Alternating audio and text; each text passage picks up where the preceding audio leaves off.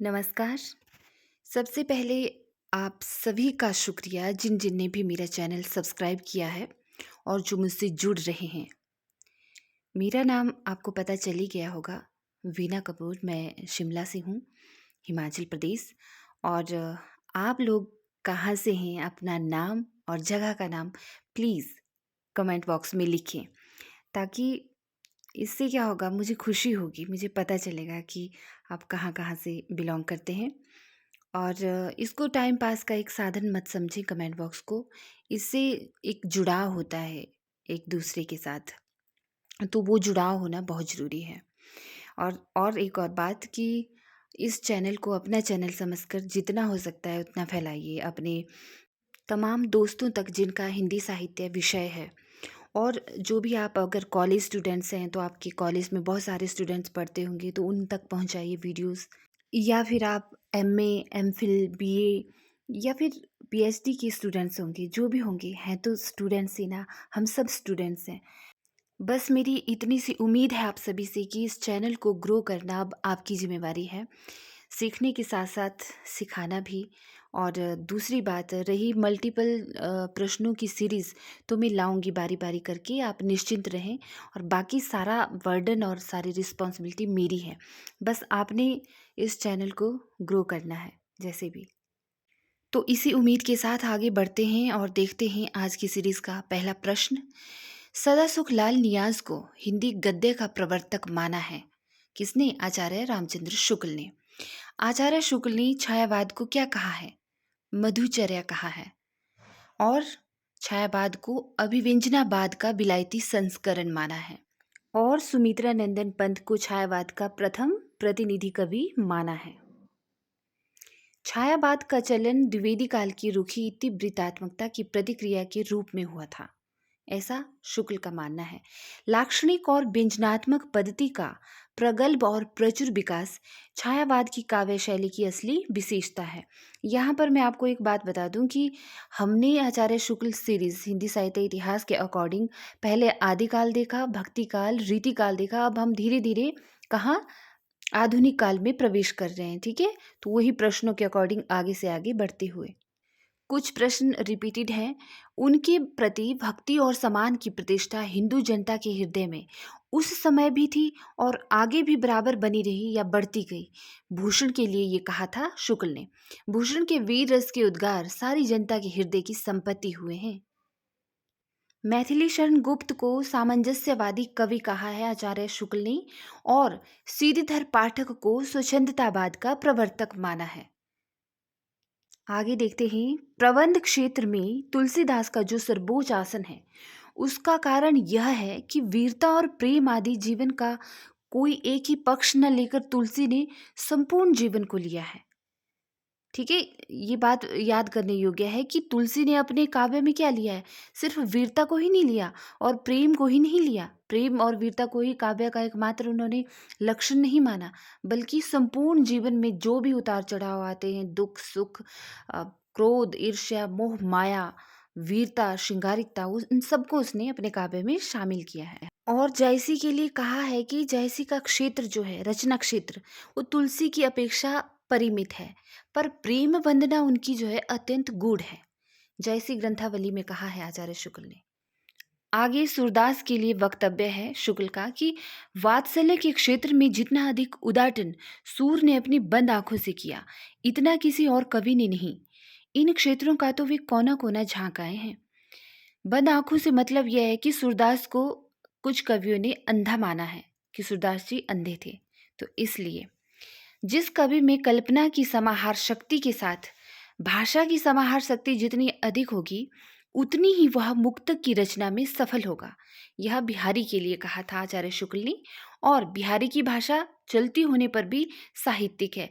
चलती मतलब ठीक ठाक काम चलाओ भाषा। भाषा के लक्षक एवं व्यंजक बल की सीमा कहाँ तक है, इसकी पूरी परख इन्हीं को थी, घनानंद को, है ना। और रीतिकाल के कवियों में यह बड़े ही प्रतिभा संपन्न कवि थे। कौन? देव। देव के लिए ये वाक्य है शुक्ल का। आगे देखते हैं। आचार्य शुक्ल ने घनानंद को साक्षात रस मूर्ति कहा है। प्रेम मार्ग का ऐसा प्रवीण और वीर पथिक तथा जमादानी का दावा रखने वाला ब्रजभाषा का दूसरा कवि नहीं हुआ। घनानंद के लिए ये वाक्य है। आगे है, भाषा साहित्य और समाज को एक साथ रखकर मूल्यांकन करने वाले आलोचक माने जाते हैं। कौन कौन? आचार्य शुक्ल और रामविलास शर्मा। चिंतामणि और रस मीमांसा शुक्ल के सैद्धांतिक आलोचना ग्रंथ है। ठीक है, चिंतामणि और रस मीमांसा। रिपीटेड प्रश्न है, कविता क्या है? काव्य में लोक मंगल की साधनावस्था, रसात्मक बोध के विविध रूप, काव्य में प्राकृतिक दृश्य, भारतेंदु हरिश्चंद्र, तुलसी का भक्ति मार्ग, मानस की धर्म भूमि और काव्य में रहस्यवाद आदि ये शुक्ल के निबंध हैं जिनको अनमोल रत्न माना जाता है। आचार्य शुक्ल का चिंतामणि, आप मेरी वीडियो देखना, उसमें मैंने सभी निबंधों को रखा है। आचार्य शुक्ल का प्रथम निबंध साहित्य नाम से 1904 ईस्वी में सरस्वती पत्रिका में प्रकाशित हुआ था और आचार्य शुक्ल मनोवैज्ञानिक आलोचना के जनक माने जाते हैं।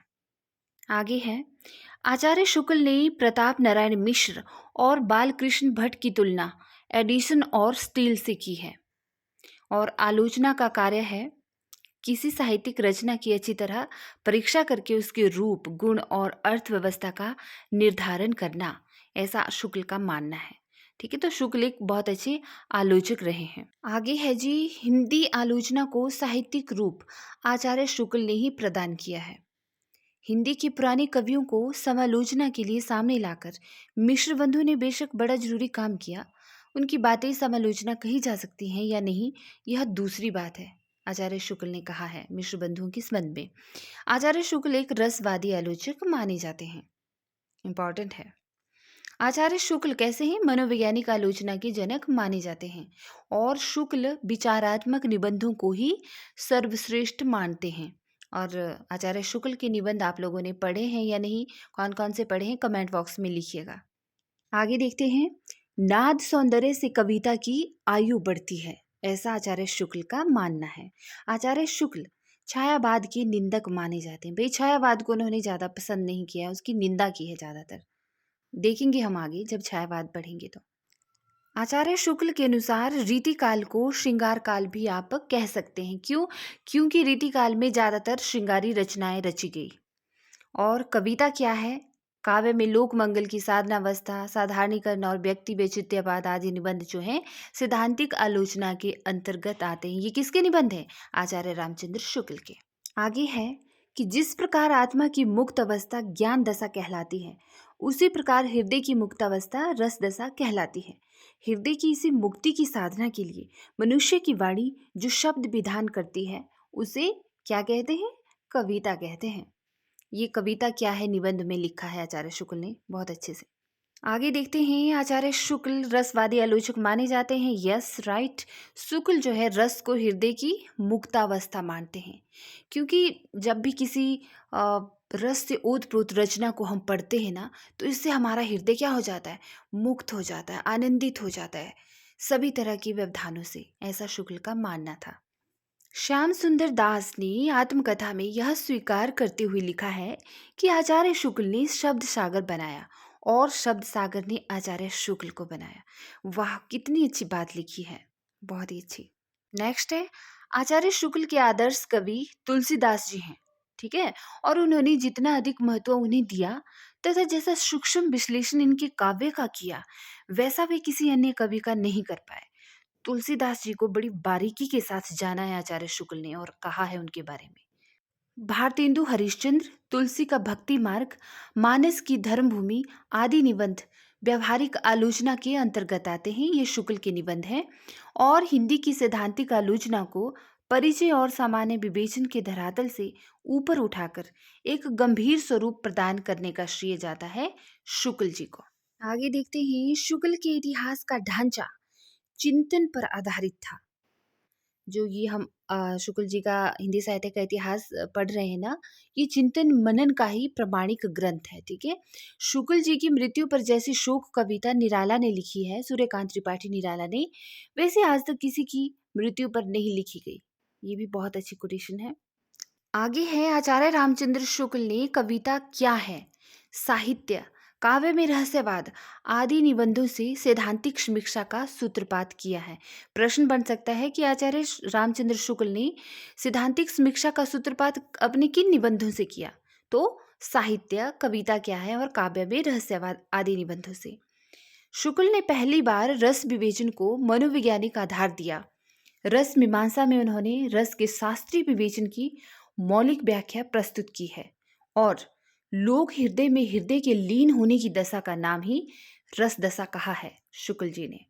बहुत ही महत्वपूर्ण प्रश्न कि हिंदी आलोचना का युग पुरुष किसे कहा जाता है? आचार्य शुक्ल को। और कविता के संबंध में कहा है शुक्ल ने कि कविता का उद्देश्य हृदय को लोक सामान्य की भावभूमि पर पहुंचाना होता है। प्रत्ययबोध, अनुभूति और वेगयुक्त प्रवृत्ति, इन तीनों के गूढ़ संश्लेषण का नाम क्या है? भाव है। आगे देखते हैं कि जायसी और सूफी कवियों की जिस विशेषता ने शुक्ल को सबसे अधिक प्रभावित किया है ना, वह है उनका प्रकृति वर्णन। प्रकृति का वर्णन बहुत ही मार्मिक ढंग से किया है जितने भी सूफी कवि रहे हैं उन्होंने। और शुक्ल जी श्रीधर पाठक और राम नरेश त्रिपाठी को सही अर्थों में स्वच्छंदतावादी कवि मानते हैं। आचार्य शुक्ल ने छायावाद का विरोध क्यों किया है? क्योंकि छायावादी कवियों में जो अध्यात्म और रहस्यवादी प्रवृत्ति थी ना उनकी, उसके विरोधी रहे हैं आचार्य शुक्ल। तुलसीदास के बारे में है कि तुलसीदास उत्तरी भारत की समग्र जनता के हृदय मंदिर में पूर्ण प्रेम प्रतिष्ठा के साथ विराजमान रहे। यह एक कवि ही हिंदी को प्रौढ़ साहित्यिक भाषा सिद्ध करने के लिए काफी है। आगे देखते हैं, आचार्य शुक्ल के अनुसार सिद्धों की उद्धृत रचनाओं की भाषा मिश्रित होकर अपभ्रंश या पुरानी हिंदी की काव्य भाषा बनी है। हिंदी समीक्षा और आचार्य शुक्ल के लेखक कौन है? नामवर सिंह। हिंदी समीक्षा और आचार्य शुक्ल, ये लिखा है उन्होंने नामवर सिंह ने। आचार्य शुक्ल के बारे में नामवर सिंह जी लिखते हैं कि शुक्ल जी भारतीय पुनरुत्थान युग की उन परिस्थितियों की उपज थे जिन्होंने राजनीति में महात्मा गांधी, कविता में रविंद्रनाथ ठाकुर और जयशंकर प्रसाद आदि को उत्पन्न किया। वाह, बहुत अच्छा लिखा है। ये लिखा है नामवर सिंह ने। किसके बारे में? शुक्ल जी के बारे में। इसमें कोई संदेह नहीं कि कबीर ने ठीक मौके पर जनता के उस बड़े भाग को संभाला जो नाथपंथियों के प्रभाव से प्रेम भाव और भक्ति रस से शून्य शुष्क पड़ता जा रहा था। आचार्य शुक्ल ने बहुत अच्छी बात कही है कबीरदास के बारे में। नेक्स्ट है हमारे पास कि भक्ति के लिए ब्रह्मा का सगुण होना अनिवार्य है। शुक्ल का मानना था कि अगर आप भक्ति करते हैं ना तो ब्रह्मा का सगुण रूप जरूरी होता है। शुक्ल ने घनानंद को ब्रजभाषा का मर्मज्ञ कवि बताया है। पद्मावत के विषय में क्या कहते हैं शुक्ल जी कि इसका जो पहले वाला हिस्सा है ना वह कल्पित है अर्थात काल्पनिक है, और जो उसका बाद वाला हिस्सा है वह ऐतिहासिक है, सत्य घटना पर है। और छायावाद को श्रृंगारी कविता आचार्य शुक्ल ने कहा है। छायावाद की जितनी भी कविताएं रही हैं वो कैसी रही हैं? श्रृंगारी रही है, उनमें श्रृंगारिकता ज़्यादा पाई गई है। हिंदी कविता की प्रौढ़ता के युग का आरंभ आचार्य शुक्ल तुलसीदास जी से मानते हैं और तुलसीदास को एक स्मार्त वैष्णव मानते हैं आचार्य शुक्ल। आचार्य हजारी प्रसाद द्विवेदी शुक्ल जी के बारे में लिखते हैं कि भारतीय काव्यालोचन शास्त्र का इतना गंभीर और स्वतंत्र विचारक हिंदी में तो दूसरा हुआ ही नहीं हुआ। अन्य भारतीय भाषाओं में हुआ है या नहीं ठीक से कह नहीं सकते, शायद नहीं हुआ है। मतलब क्या है कि इतना गंभीर चिंतक आलोचक सिर्फ शुक्ल जी ही हुए हैं। आगे देखते हैं, कथा साहित्य में जो कार्य प्रेमचंद ने किया है, काव्य के क्षेत्र में जो कार्य निराला ने किया है, वही कार्य आलोचना के क्षेत्र में किसने किया है? आचार्य रामचंद्र शुक्ल ने। रामविलास शर्मा का कथन है ये शुक्ल जी के बारे में। आचार्य हजारी प्रसाद द्विवेदी जी कहते हैं शुक्ल जी के बारे में कि ये हिंदी के गौरव थे और समीक्षा के क्षेत्र में उनका कोई प्रतिद्वंदी नहीं था, न उनकी जीवन काल में था और न ही अब कोई उनके समकक्ष आलोचक है। आचार्य शब्द ऐसे ही कर्ता साहित्यकारों के योग्य होता है। मतलब अगर किसी को आचार्य कहना हो ना तो उनमें कोई ना कोई विलक्षण बात होनी चाहिए। आचार्य शुक्ल को हिंदी साहित्य समीक्षा का बालाऋण कहा है, इम्पॉर्टेंट, नंद दुलारे वाजपेयी जी ने। हिंदी साहित्य समीक्षा का बालाऋण। और रामविलास शर्मा ने क्या कहा है? भवभूति का समान धर्मा आचार्य। और वहीं डॉक्टर भगत स्वरूप मिश्र ने कहा है कि आज तक की हिंदी समीक्षा में शुक्ल जी आधार स्तंभ हैं। और वहीं पर नाम बरसिया ने शुक्ल जी को हिंदी का एकमात्र आचार्य घोषित किया है। और नंदुलारे बाजपेयी जी कहते हैं कि हिंदी समीक्षा को शास्त्रीय और वैज्ञानिक भूमि पर प्रतिष्ठित करने में शुक्ल जी ने एक युग प्रवर्तक का कार्य किया है। उनका यह कार्य हिंदी के इतिहास में सदैव स्मरणीय रहेगा। नंद दुलारे बाजपेयी। डॉक्टर भगवत स्वरूप मिश्र कहते हैं कि आज तक की हिंदी समीक्षा में शुक्ल जी आधार स्तंभ हैं। इन्होंने भी यही कहा है। और इनका हृदय कवि का, मस्तिष्क आलोचक का और जीवन एक अध्यापक का था। आचार्य शुक्ल जी के लिए ये अन्य विचारकों और आलोचकों के विचार थे। तो ये आज की सीरीज थी।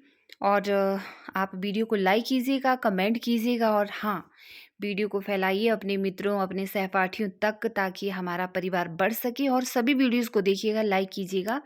और यदि आप इससे रिलेटेड कोई प्रश्न है, कोई डाउट है आपके मन में, तो आप कमेंट बॉक्स में कृपया करके लिखिएगा। और इसी के साथ मिलती हूँ आपसे। नमस्कार।